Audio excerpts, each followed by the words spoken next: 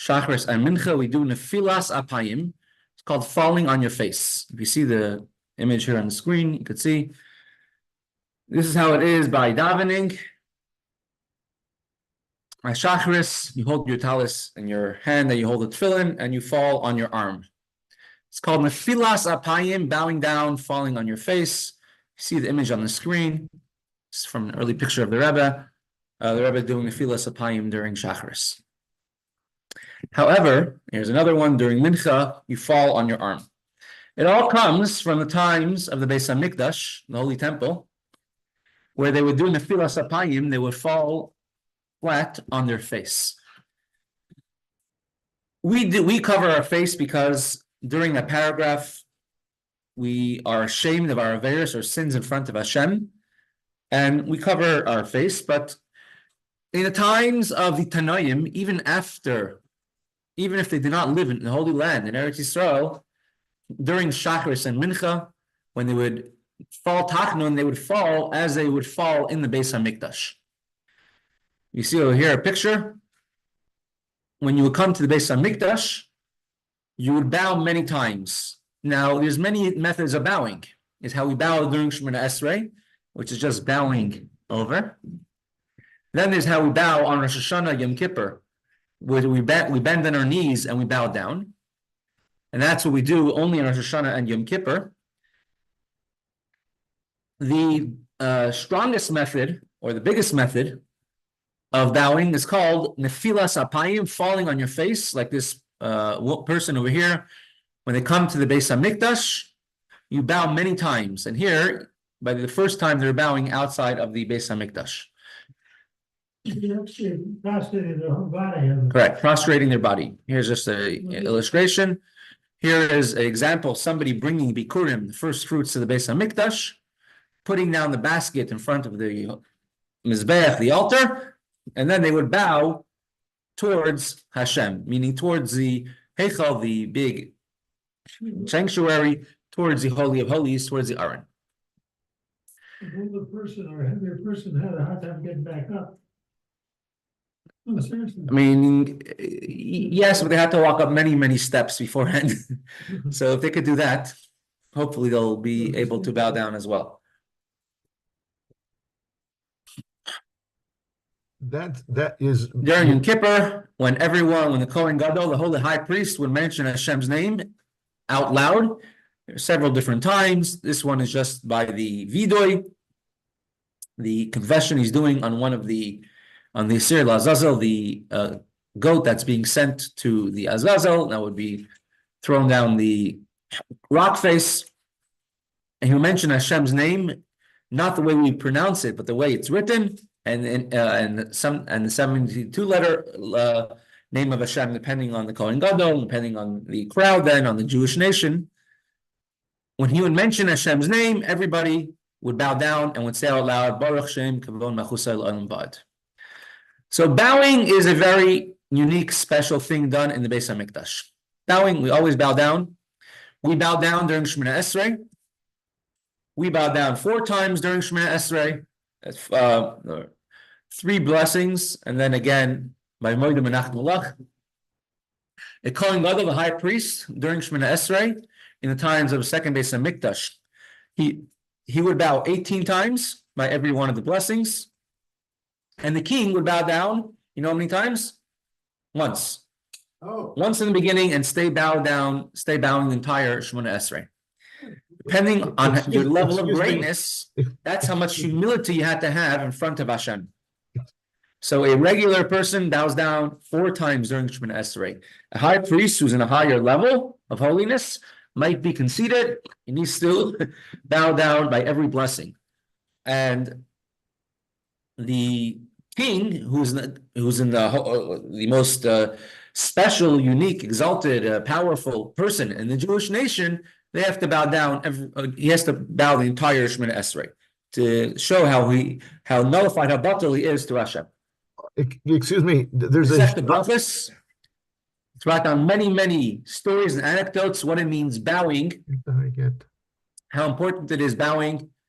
And during the time of Mincha, the custom would be that everyone would actually bow down alapayim on their face.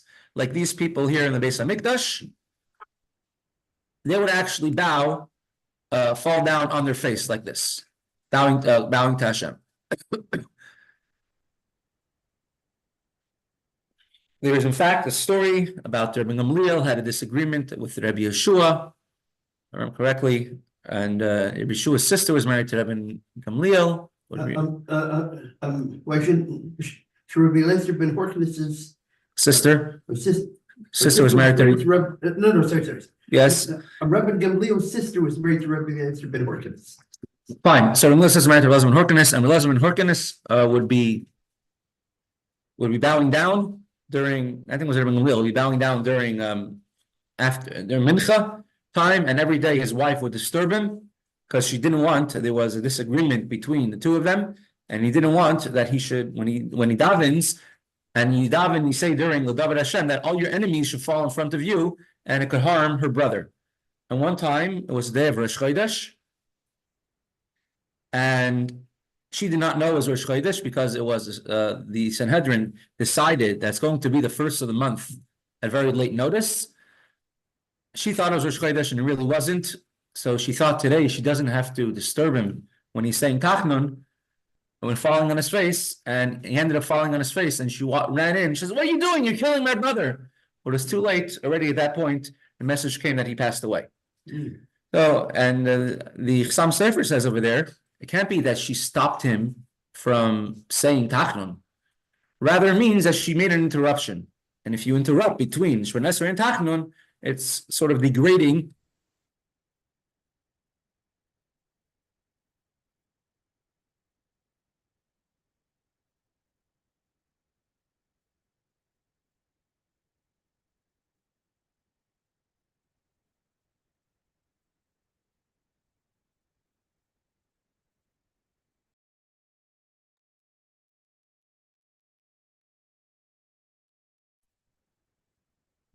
My computer's frozen.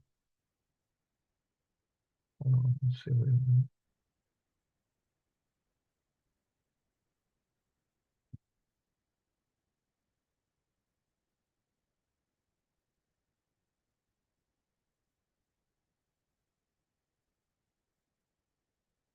minute. Is everybody? Is he on a mute? Oh, we The lost label, him. I can't hear him. Yeah, we seem to have lost it. Can you see him? There he is. Let's see. No, I don't see him at all.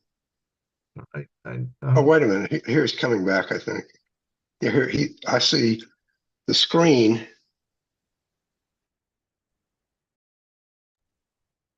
I see the screen again. Yeah. Wait a minute. Hear us. Now he's gone.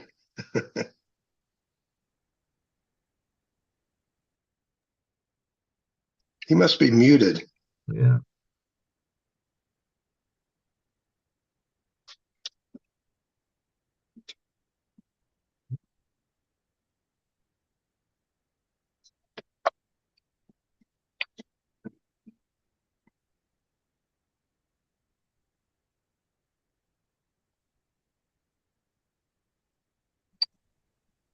Okay.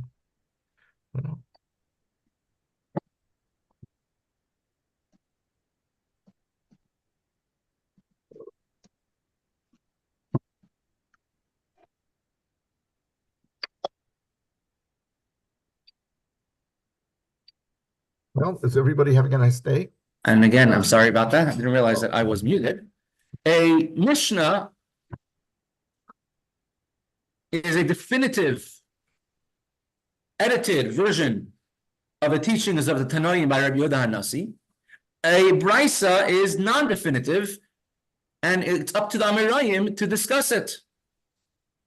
Sort of like an edited Maamar of the Rebbe, which you have about 180 of them, or unedited Maamar of the Rebbe, which you have over another about 1,100 of them. A brisa is A Brisa is a teaching of the generation of the Tanoim, authors of the Mishnah, but they did not make it into the Mishnah. Rabbi Yehuda HaNasi, he compiled the Mishnah from all the teachings of the different Tanoim, and he chose what to put in, and he was very exact with his wording, very exact what to put in, very exact who he chose. The halacha should be like. And A brisa is not right, Correct. sort of like a rejected Mishnah of a Mishnah which should not make it into the Mishnah. Is correct. But it's just not as authoritative. Correct. It's called Tosefta. Many of the brises are compiled in Tosefta at the end of many Gemaras. There aren't so many, even though it's from the Tanaim, there aren't so many explanations on Tosefta. One of the people who wrote an explanation on Tosefta, his name was Rabbi Cheskel Abramsky. He was in Russia. He was a Rav in a city, very close to the Frierdiker Rebbe, our Rebbe. He was arrested for 3 years in Siberia. And he was one of the, he actually came once to try out becoming a Rosh Yeshiva in Lubavitch, and for some reason he didn't take the job, and he chose somebody else. And his code name in the communications to Russia, because they were sending money and it was very, very dangerous. They're raising money, sending money. He was running yeshivas, running different things, and his code name was Tosefta. So they would write a scholarly letter to each other. I was learning Tosefta, and I found out that there are 3,000 signs how to meet, and be 3,000 rubles, which would be, silver rubles. Everything was code words in the communications. So the brisa,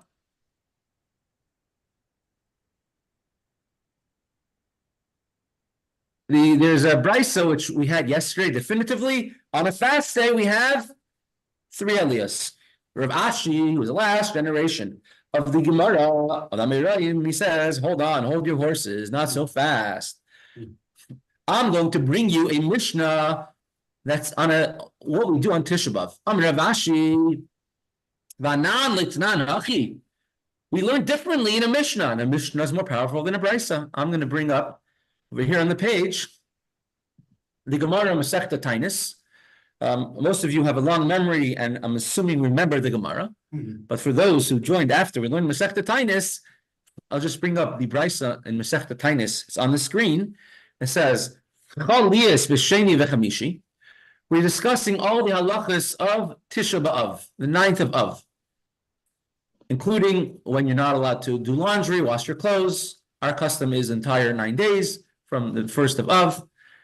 And the Gemara resumes the brisa. If the 9th of Av occurred on a Monday or a Thursday, Kairin Shlosha, by the Torah reading of Tisha B'Av, you have 3 Aliyos. Like every Monday and Thursday, you have 3 Aliyos.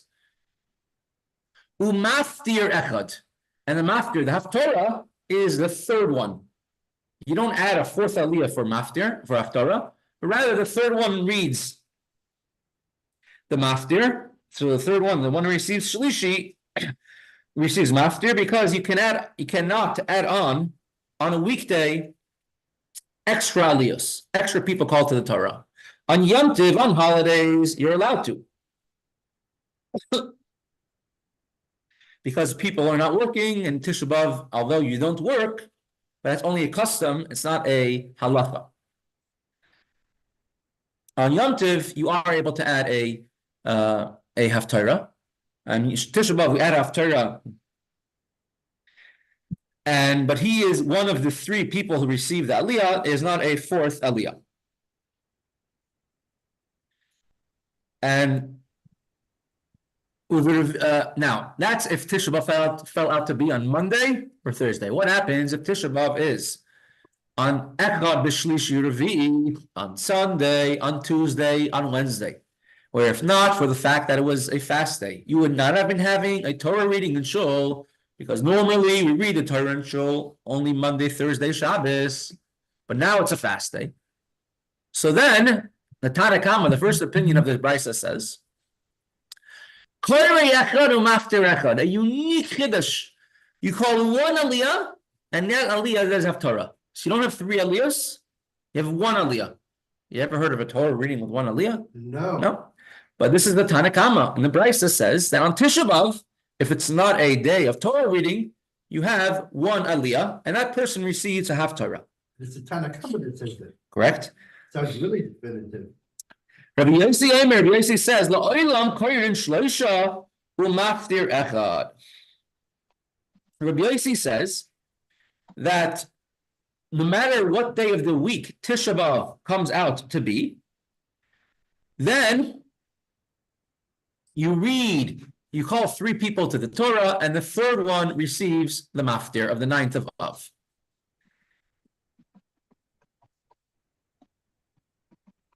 So having quoted this brisa,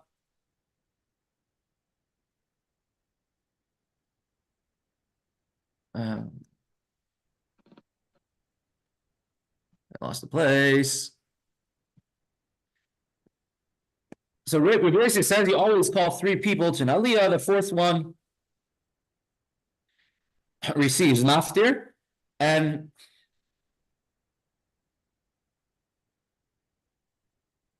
ve'ela kashya zeh klal. Laila suyir Chodesh umayyon. What you do see is that only 3 people could be called to the Torah on the 9th of Av and other public fast days, not more than 3. According to Rav Ashi, on Tisha B'Av, you could call 4, because he says over there is like this. Rabbi Yossi says, on Tisha B'Av, you call 3 people, and a 4th one could be maftir. Right? If you read the words of the brisa again, you have Korei Echad Umaftir Echad is the just the words. Korei and Gimel Umaftir Echad is you call 3 people to Naliyah Umaftir, and the maftir is one of the 3. Rabbi Yossi says La'olam Korei and Gimel Umaftir Echad. Rabbi Yossi says that you always call 3, and maftir is one of the 3. But the Gemara over here at this point is assuming that Rabbi Yossi holds that maftir is a 4th aliyah. Because otherwise, Rabbi Yossi is not really disagreeing with what we're saying in the Mishnah at all. He's saying maftir is a 4th aliyah. Says the Gemara, Elakashya zeh klal le'asir Chodesh umayyon. According to Rav Ashi, our Mishnah cannot be not the Tanakama, not Rabbi Yossi. Right. I realize it. All right, but Rav Ashi says, not tan loy tan achi zeh klal kriyim shesh memusaf any yemtiv k'rin abal asui mai lav asui tan esiva v'tisha b'av. Does it not come to add a public fast on the 9th of Av that you can have 4 people reading from the Torah, meaning that you have a 4th person, and the Gemara says, Rav Ashi must listen money. According to Rav Ashi, who is our Mishnah? Our Mishnah cannot be not Tanakama, not Rabbi Yossi. Which says, if the 9th of Av comes out to be Monday or Thursday, you call 4 people, you call 3 people to the Torah, umaftir echad, and 1 person receives after Torah. If Tisha B'Av comes out to be on Tuesday or Wednesday, you have 1 person receives an aliyah, 1 person receives maftir. Rabbi Yossi says you always read 3 people and have maftir of 1. At any rate, our Mishnah is not definitive. The brisa he brought is not that Rav Ashi tried bringing a brisa that it's possible on Tisha B'Av to have 4 aliyos, and we interpreted that you cannot interpret the brisa that way. You must have only 3 aliyos. Our Mishnah said, here is the rule: any day which you have a carbon musaf, an extra carbon, you bring you have an extra aliyah in the Torah. So the Gemara asks as so.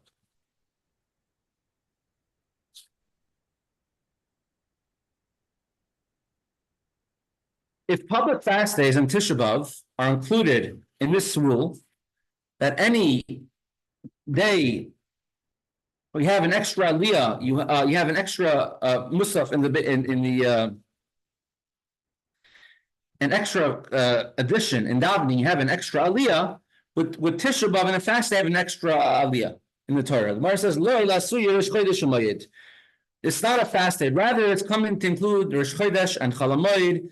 On these days, 4 people are called to the Torah. Gemara asks, our Mishnah taught explicitly, you have 4 Aliyos on the first of the month on Rosh Chodesh and Chol Hamoed. Why is there a rule to include them, that there are other situations which have 4 Aliyos besides for Rosh Chodesh and Chol Hamoed? Gemara answers like this: Simana ba'ama yahivle. The Mishnah, when it says here is a rule, any day which you has more holiness, or more parts of davening, or more korbanos in the Beis HaMikdash, you add an aliyah, is giving you a sign, a mnemonic. Don't say that Yom Tov and Chol Hamoed are identical. That Yom Tov, should read the same amount of people as Chol Hamoed. The Mishnah differentiates between Chol Hamoed, that there are 4 Aliyos, and Yom Tov are 5 Aliyos. But people might forget and compare them, because we're saying they're both a holiday, they're both a Yom Tov. The Mishnah just gives you a sign to remember, to prevent you getting confused. A day which is holier, you read more Aliyos. You call more people up to the Torah. So the more additional features any day has, the more people are called to the Torah. And the Koit HaKollel b'Yadich, here is a rule that you should follow. Called the Tfeile Milsa Mechavere Tfeile Gavri Yasera. If a day has something unique, a holiday, something unique over a different day, it has an extra aliyah when you read the Torah. Hilkach b'Rosh Chodesh Umayyon de'ikla karban musaf keren arba'a.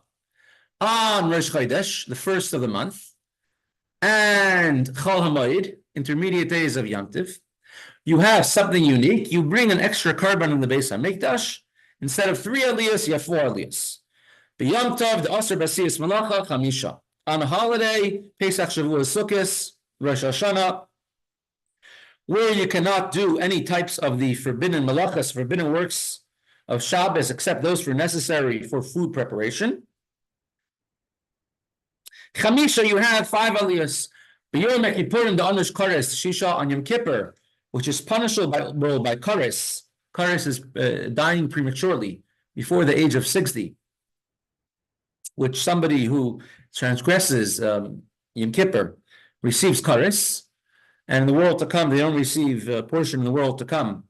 This would happen during the time of the Beis HaMikdash, I think particularly in the first Beis HaMikdash, but since then, it doesn't, miracles like that stopped occurring. So on Yom Kippur, which is more severe, and if you desecrate Yom Kippur, it has an additional feature which receives Kollel, the premature death for transgressing Yom Kippur. Shisha has 6 aliyos. You call 6 people to the Torah. Shabbos, Shabbos is even more severe. Someone who transgresses Shabbos on purpose, with witnesses, etc., and warnings, so they receive stoning, death penalty, which is an additional feature not shared by Yom Kippur. So on that day, it's showing how severe it is. So then you call 7 people to the Torah. So the conclusion from everything is that on a fast day, you always have 3 aliyos, 3 people called to the Torah, whether it's Yom Kippur, whether it's a Tisha B'Av or a different fast day, you always have 3 people called to the Torah. And then every single day which has additional holiness, you have an additional person called to the Torah.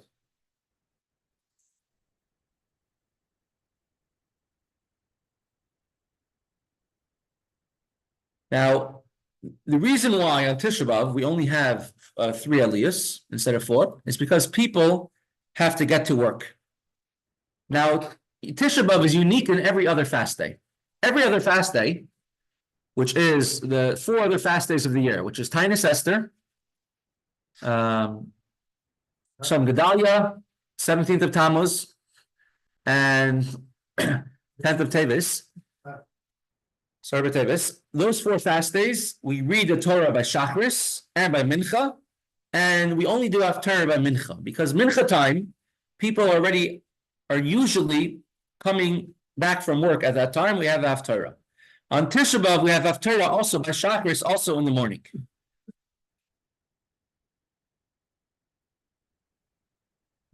And it's part of the idea that on Tisha B'Av,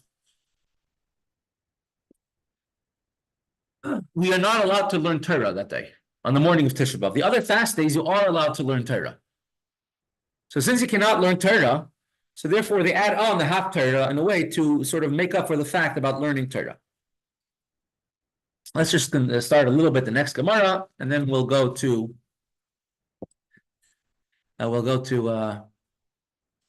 conclude with Kuntres Umayyon.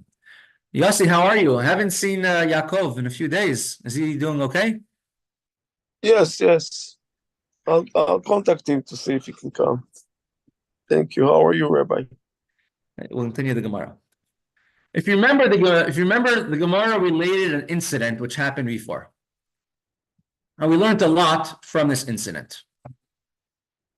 As a matter of fact, our whole entire last Gemara, which we've been discussing for several days, has been based on this incident. Rav was one of the leaders, the greatest Torah scholar in Eretz Israel, and he moved to Bavel. He eventually moved to Babylonia, current day Iraq and Iran, and he made it into the center of Torah learning of the world at that time. But until then, he visited Bavel several times. And he came to Babylonia, and on a fast day, 2 things happened. That 2 things Rav did, and we've been analyzing his story for the last few days. First thing was, Rav received an Aliyah, and he began with Baruch, with a bracha before, he did not conclude with a bracha after. We tried bringing a proof from that story that perhaps you have 4 Aliyos on a fast day.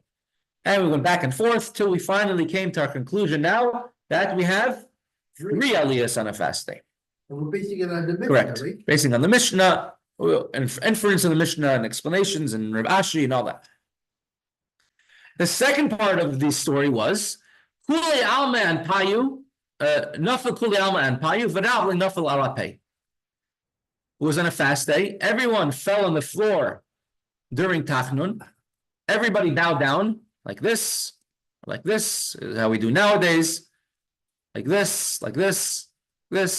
Everybody bowed on the floor during Tachnun, except for Rav. Rav was a sole exception to the rule, did not bow down during Tachnun. Is anybody familiar with Rabbi Hirschberg? He was a rabbi in Mexico. Rabbi Hirschberg is a chief rabbi in Mexico. He was not a Chabad Chassid at all, but he was of Hasidic stock. He was Avram Mordechai Hirschberg. Let's get a picture of him. That's him with Menachem Begin. He had a very, very close relationship with the Rebbe. The Rebbe was very involved in many ideas. First of all, he was a Holocaust survivor. He had a hard time getting married, and the Rebbe gave him a bracha. And he wanted to take a comfortable rabbinical position, not go to Mexico, where it's so difficult and so hard, and not a big community at that point. And the Rebbe told him, "Now you have a special mission in Mexico," and he sent him to Mexico. And he did many missions of the Rebbe for over many years, very extremely close to the Rebbe. And there was one time, this is talking about in the year 1979, right after the Iranian Revolution, where Ayatollah Khamenei, and his minions overthrew the Shah of Iran. And of course, Iran till today, very radical place. And in 1980, about the Shah of Iran, he ran away. He was in France or England, not sure which place. And then for medical care, he came to the US. And officially, it was very angry students, but of course, it was government orchestrated. They went and in Iran, the Iranian indignant people were so angry that they're giving, US is giving medical treatment to the Shah, that they stormed the US embassy in Iran. And they held several hundred, how many? 100 and something, No. not sure the number, hostage, Americans hostage. In the beginning was in the embassy, I think, then later on they moved them. But for the longest, a very long period of time, they were held hostage by Iran in the US embassy. And they wouldn't not allow any visits, any visitation, only by mullahs, only by imams from locally, from Iranian. The president then at that time was Carter. And it was interesting, the first day that Reagan became president, that day all the hostages were freed, miraculously. Not too miraculously, okay. And there was talk going on. It was in the summer.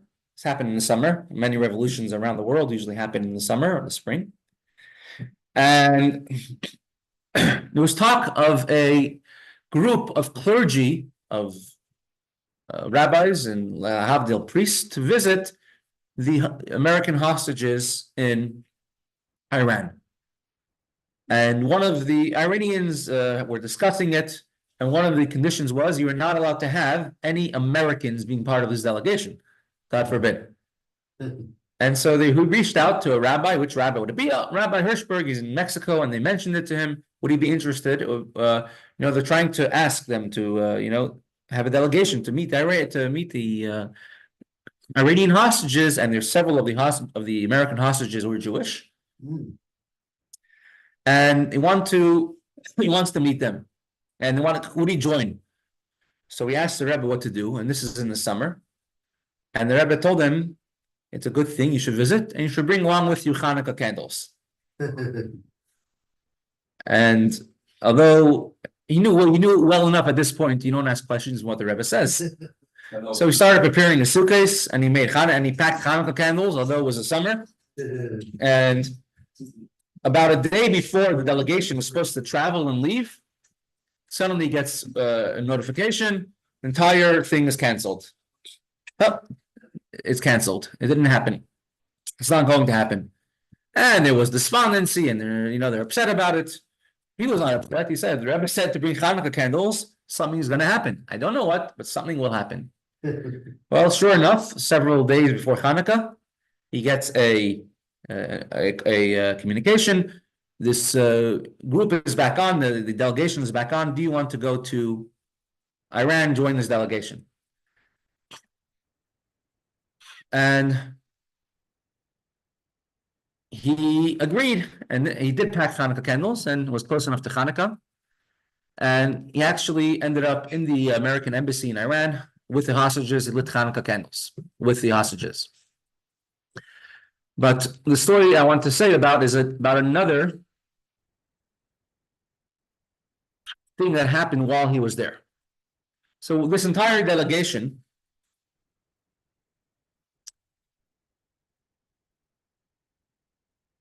here, this should be a better, this entire delegation,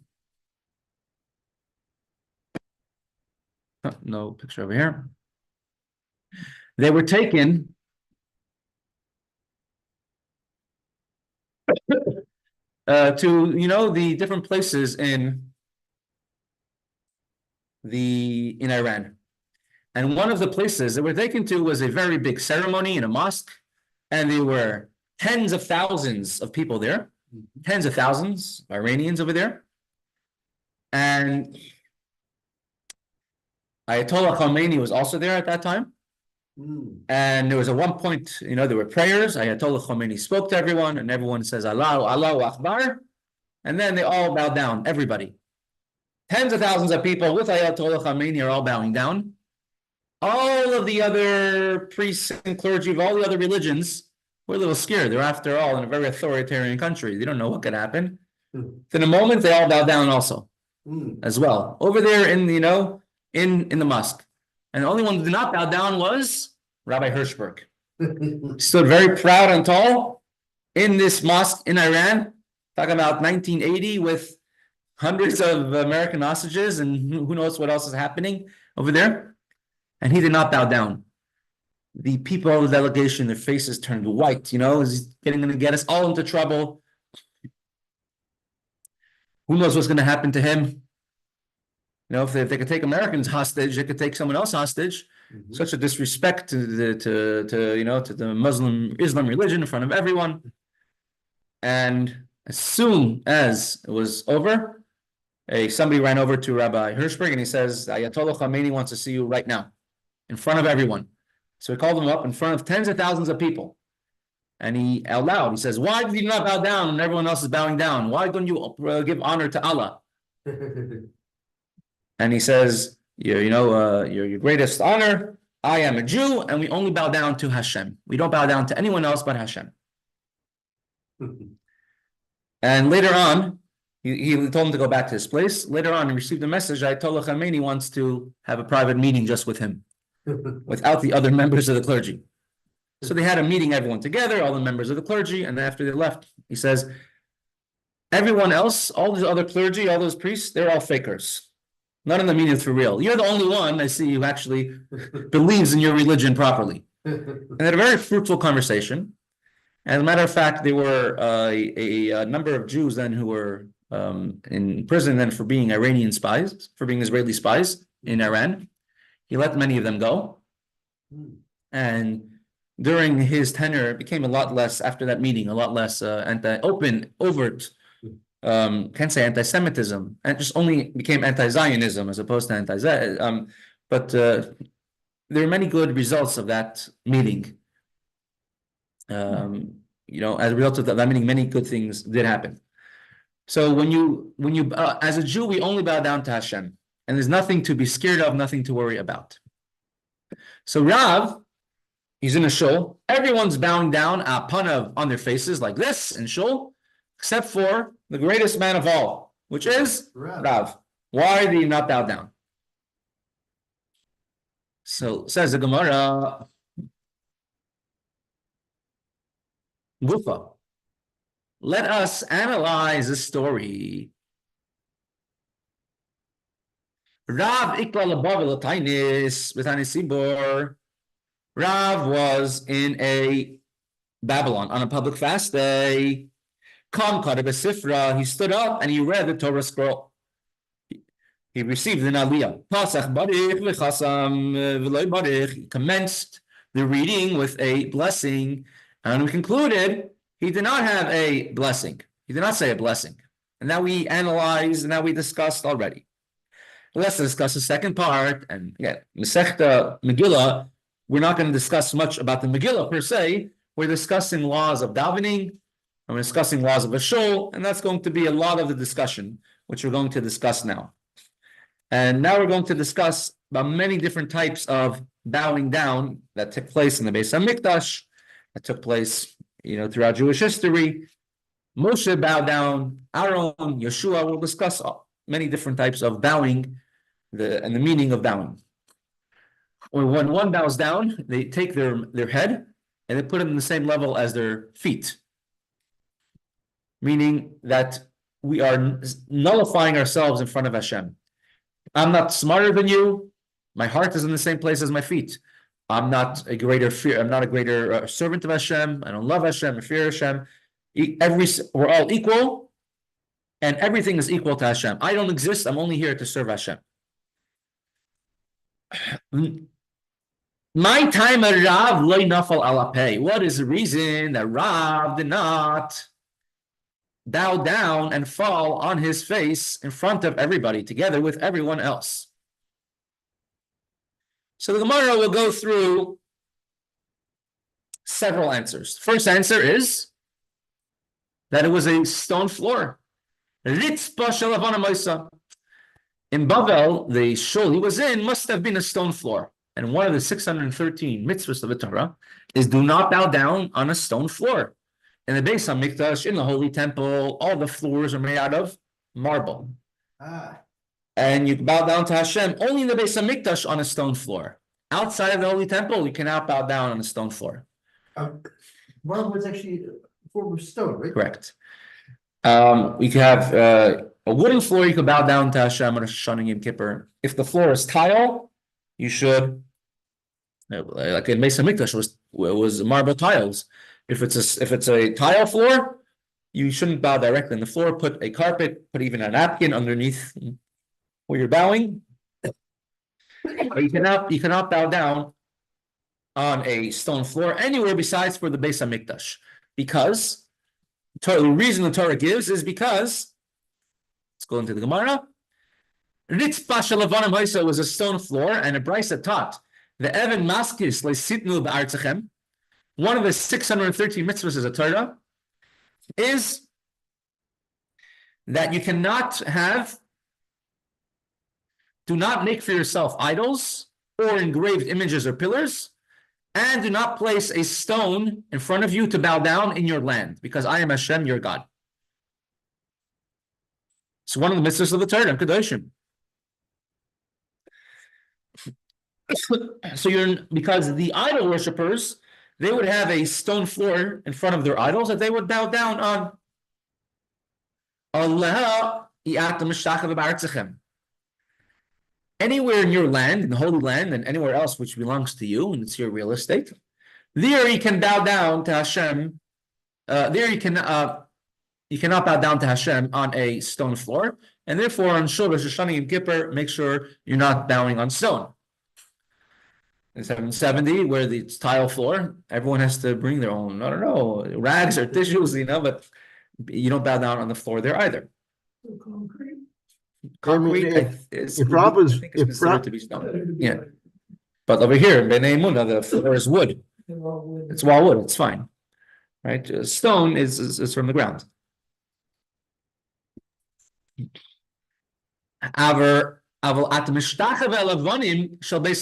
the Holy Temple, you are allowed to bow down on stones, as is evidenced by all these drawings. Everyone's on stones over here, and they are bowing down to Hashem.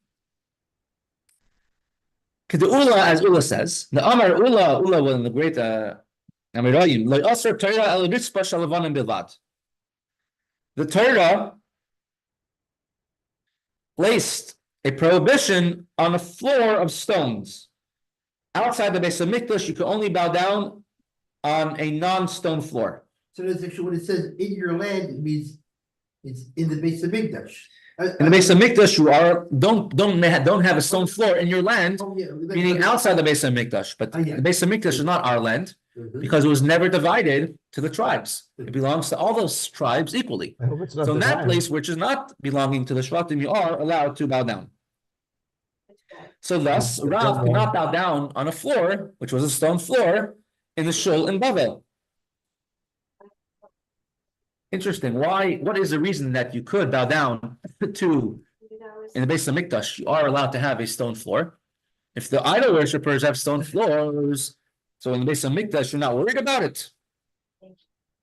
So the Sefer Chinuch, we mentioned it many times. We don't know who the author is. A Levi from Barcelona, Nowadays we who wrote it because his son was born on Shabbos afternoon, wasting his time. He gave him what to learn. So the Sefer Chinuch, who was one of the counters and elucidators of the mitzvahs, the early, before the times of the Rambam, he writes that in the Beis HaMikdash, everyone knows you're bowing to Hashem. However, outside the Beis HaMikdash, people might think you're bowing down to the stone. Because people used to bow down to idols made out of stone. So maybe your idol is just a stone floor, but it's a stone. So in the Beis HaMikdash, everyone knows you're bowing down to Hashem. The Rambam writes that it became the ways of the Emori to bow down on stones to their idols. So why in the Beis HaMikdash were you allowed? So it says the Chassam Sefer, because in the Beis HaMikdash you needed to have a stone floor. Because think about it. In the Beis HaMikdash, you would shecht many, they would slaughter many korbanos. There was so much blood at times that the blood was almost ankle deep from korbanos, from sacrifices that the Jewish people were bringing to Hashem. So if you had a wooden floor, if it had a carpet floor, it wouldn't be too good. You needed a floor that could be cleaned. And they had one of the early central mopping systems in the Beis HaMikdash. The Gichud spring would actually go through the courtyard of the Beis HaMikdash, and they would stuff up the exit where the water would leave, let the water overflow, and that would mop the entire Azara, courtyard of the Beis HaMikdash, and that would clean it, and then they would open the drain, and let it drain out. So one of the earliest central mopping systems took place in the Beis HaMikdash. And on Shabbos, if you would be washing with a mop a different type of floor besides for a wood floor, then the might come to squeezing, to Chilul Shabbos, to transgressing Shabbos. And so there was no other way in the Beis HaMikdash but to have a stone floor. And this is hinted to in the pasuk, which says, "Shabsosai tishmeru." You should guard my Shabbos. This is a reason, like if you look back over here. See, pasuk. Sorry, go back over here. Verse number 1.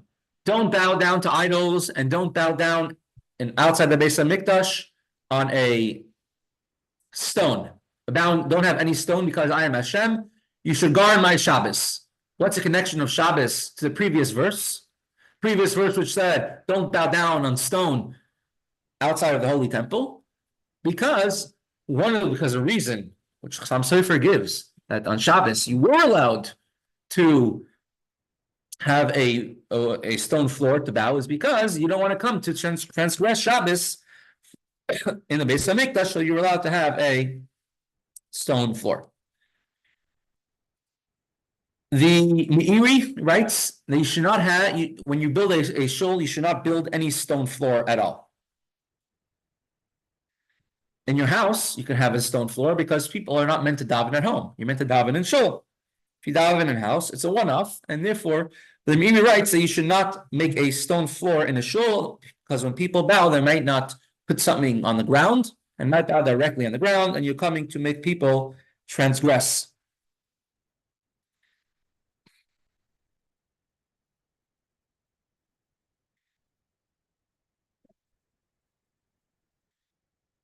Now, most shuls today, I would say all shuls today, I know that I'm aware of at least, don't actually bow down on a regular basis.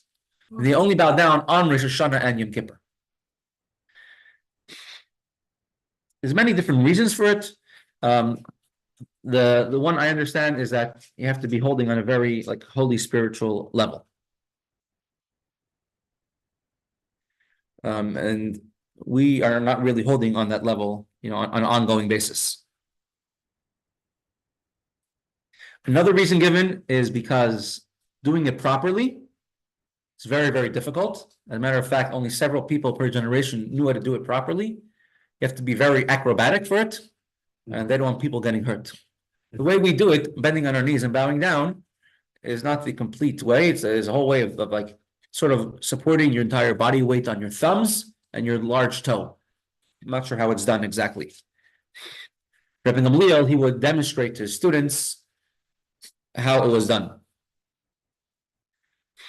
So I think that's another reason that we don't do it today.